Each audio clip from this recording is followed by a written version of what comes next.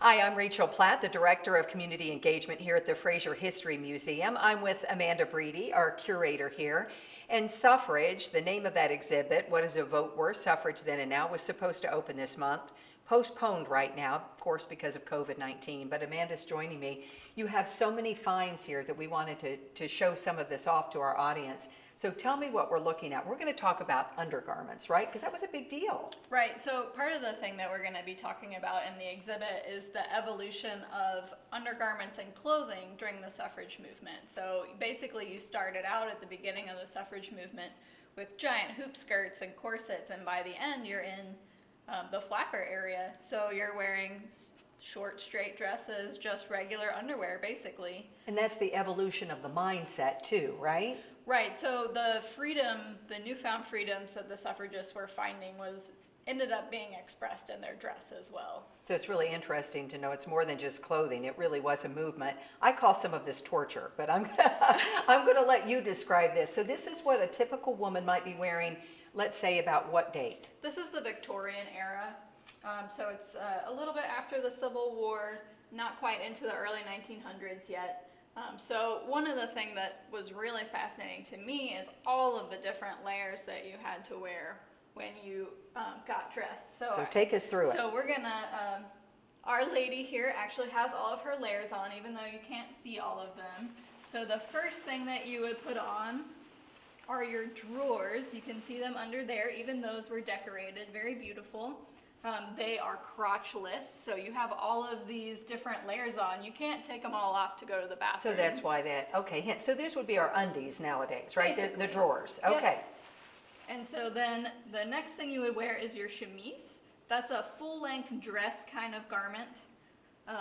So you can see the top of it here. Right, goes all the way through.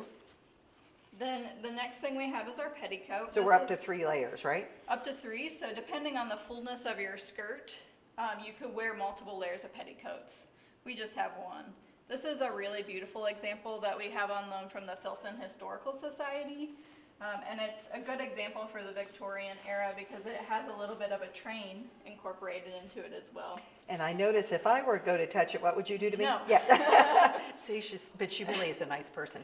All right, so you've got gloves on. So me touching that, tell people why historically bare hands should not touch these things. Yeah, you shouldn't use your hands on any historic items, particularly things that are metal, because the oils that we have on our hands leave residue on the garments.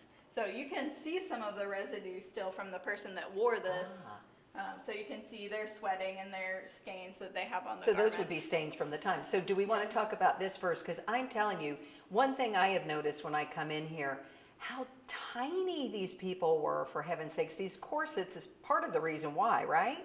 Yes, so this is the corset. You'd wear it kind of on top of all of your layers after you have your chemise and everything on. I will talk about the corset or the bustle cage next. So bustle cage typically is worn underneath your petticoat, but we wanted to show it off because it's really cool, so it's on top. That's one thing that I think is interesting. It's actually called a cage. So women dressed in cages. Well, symbolic, right? And then, so that was just to give a little lift in the back? Is that what that was for? The fashion of the time was to have kind of a bump coming off the back, so that would kind of give you your little Bustle cage. Okay, yeah. Just in case you're not aware of that. Okay. Yeah. And then the corset, as you mentioned, super, super skinny waists. Our mannequins are 18-inch waists. So what that would be like a size 0? Negative 0 maybe. Yeah, it's really, really tiny. This corset is particularly beautiful. I don't know if you can see on the film, but it's got some beautiful fleur-de-lis details on it. So that's the garter? Is that what? Yeah, you could hook this to your garters, to your stockings. Okay. And then were women just smaller back then? Because I don't know many people who could fit into that nowadays. I think they were a little bit smaller, but also you started wearing a corset when you were a teen, basically. So really young. You changed kind of how you grew a little bit as you wore your corset too. That's crazy. All right, Yeah. you've got something behind you want to show And us. so one more thing, one more layer that you would wear would be a corset cover. Now we're not using these corset covers in the exhibit because we want to show off the difference in the corsets as time progressed. But you would typically wear something to cover that to protect your dress from your corset. So this is a really beautiful example of a Victorian corset that we I want to help you, but I'm not. I'm keeping my hands away.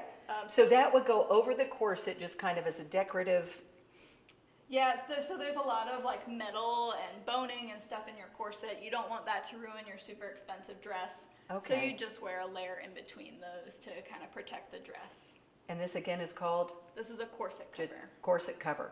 Yep. And then after that, can we finally put on our clothes? You Are can we finally done? put your dress on, and dresses typically were, 3 or 4 pieces themselves. And heavy. And heavy, I very mean, heavy. and you think about women who would wear this in the heat and and then like you said, just the simple task of going to the restroom, for heaven's sakes. Yes, I think you didn't really go to the bathroom very much after you put all your layers You'd hold on. it.